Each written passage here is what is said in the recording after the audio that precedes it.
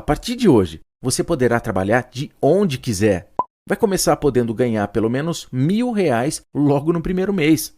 E tudo isso com 2 horas por dia. Está nas suas mãos a oportunidade que você tanto buscava para trabalhar de casa e ganhar um bom dinheiro. Como que você escolhe as empresas para compor sua carteira? Você foi lá, comprou a Speech e falou, foda-se, eu vou na bota da Speech? Pode mandar real aqui pra rapaziada. Não.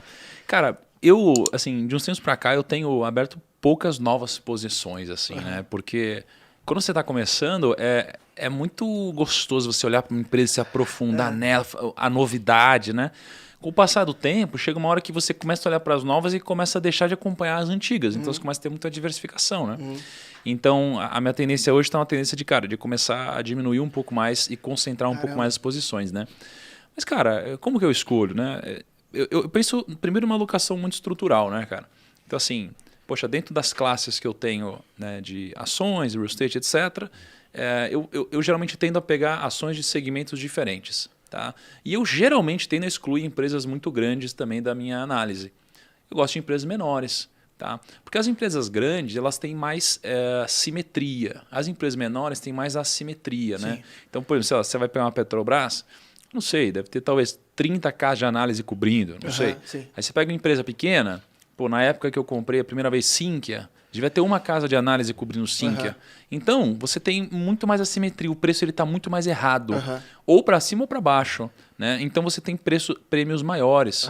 Porque como as empresas são menores, cara, os grandes investidores nem conseguem olhar para elas. O Itaú da vida, por exemplo, 100% das casas e bancos cobrem. Né? Então, dificilmente você vai descobrir alguma coisa que ninguém nunca viu. Né? Exatamente. Muito difícil. Ainda mais você, cara, uma pessoa normal, com pouco tempo, olhando para isso quase como que um hobby para olhar para uma parte pequena da sua... Cara, é nada. E aí a parte de dividendos você foca em fundos imobiliários, então. A parte de ações é meio que de crescimento, a parte de rentabilizar mesmo, receber dividendos, você foca em FIIs, basicamente.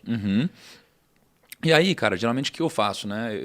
Eu pego alguns segmentos e eu começo a fazer alguns filtros, primeiro por múltiplos. Né? Então, dependendo do segmento, eu faço alguns filtros diferentes. Né? Então, geralmente eu tenho um filtro de ROI, né? Geralmente eu filtro ali um ROI de 15% até uns 40%. Aí, já fiz um filtro inicial. Endividamento, cara, não quero uma empresa com endividamento muito superior a 3 vezes o EBITDA, entendeu? Para mim já começa a ter um certo grau de... que é preocupante. Eu vou afunilando, né? Eu vou pegar um PL. Cara, para mim o PL não precisa ser baixo, porque eu busco empresas que crescem mais do que a média, então o PL vai ser um pouco mais alto, só não pode ser um PL negativo. Para mim, geralmente, eu quero empresas que tenham um EBITDA positivo, não quero empresas que... cara, tem algum tipo de prejuízo muito forte. Tá? Cara, eu faço um filtro de preço sobre valor patrimonial. Para mim, eu não olho para dividend yield, geralmente, nessas empresas. Começo a olhar um pouco, cara, para índice de liquidez, para ver, poxa... se você não vai distorcer o mercado. Não necessariamente. Eu tiro o que é muito líquido. Né? Tá. E, cara, e aquilo que é zero líquido. Né? E eu começo a chegar a menos opções. E aí, dentro disso, cara, eu começo a aprofundar em algumas, né? Eu consulto caso de análise, obviamente, e aí depois de vários filtros, eu chego em poucas e aí eu tomo a minha decisão. E aí, quando vem a minha decisão, aí vem uma decisão que aí sim envolve um pouco mais o lado empreendedor do Thiago. Que aí eu penso na empresa como, cara, uma iniciativa empreendedora depois disso. Né? Você como sócio mesmo. Isso, exatamente. Se a empresa realmente, cara, se faz sentido, se os caras vão crescer, né? Se eles têm tamanho de mercado, se o modelo de negócio está validado, se eles crescem com margem, né? Se tem muita competição. E aí eu tenho um certo acesso que me dá alguns benefícios, então geralmente eu vou na empresa, sabe? Eu ligo, eu converso com a turma, legal. Vejo o que eles estão falando de movimentos, peço referências para vários amigos. Porque imagina, né? As pessoas geralmente pagam, né, uma taxa de extração para deixar o dinheiro no fundo. Tá? E pagam a cabeça de um gestor brilhante, contratam uma casa de análise. Cara, eu vou perguntando pro gestor, o que você acha disso? Analista, o que você acha disso? Amigos e tal. E aí eu vou ajudando a formar a minha opinião. Né? Ô, Pete, você perguntou para ele sobre a questão de que empresas que fazem tal. Aí você falou que não quer também ter muitas empresas pela impossibilidade de acompanhar, até com a tua rotina. Existiria um número bom, ou ótimo, ou mínimo, ou máximo de ativos que você acha que o cidadão comum, afegão médio aqui, deveria ter? Ou mínimo, por exemplo? Tipo, dá para ter uma carteira só com 3 ações e sentar em cima?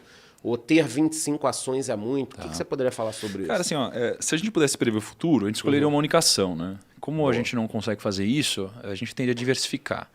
E aí, até puxando um pouco da conversa que eu tive com o Ray Dalio, ele diz o seguinte, né? A diversificação é uma ótima forma de você diminuir o risco e manter o retorno. Tá?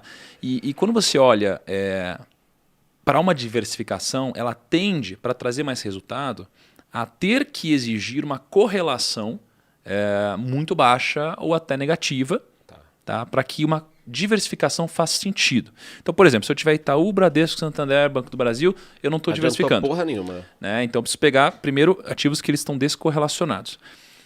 Partindo desse pressuposto, eu preciso ter mais de um ativo, mais de 2 ativos, mais de 3.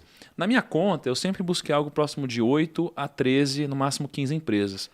No gráfico do Ray Dalio, né, quando ele vai puxar aqui o retorno esperado, o risco o número de ativos que você tem e o prêmio de risco que você vai alcançar de acordo com a diversificação, a gente vê que de 15 a 20 ativos já para de ter diferença. Tá. Então, assim, se eu fosse olhar para o estudo de Ray Dalio, cara, de 15 a 20 ativos seria o ideal. Se eu fosse pegar um pouco do que eu me sinto confortável, meu dia a dia, sei lá, minha pouca experiência, eu diria que de 8 a 15, 13 ativos ali é uma coisa boa. Agora, se você tem muita convicção e quer gerar um alfa muito maior, cara, aí, poxa, é coisa de 5 ativos, 6 ativos. Entendeu? Que aí um vai porrar, a tua carteira vai... Só que aí aí isso é muito risco. Uma empresa entrou em recuperação judicial e a outra tá indo mal, acabou a carteira. Né? Exatamente. Só que aí não é para ofegar o match. O cara tem muito... É tipo o Buffett, ele entra... mas o Buffett tem uma posição grande concentrada na carteira, mas aí naquela empresa ele tem o presidente do conselho, ele tem o cara do não sei o quê, ele indicou o diretor financeiro, ele indicou, e aí acaba sendo assim, né?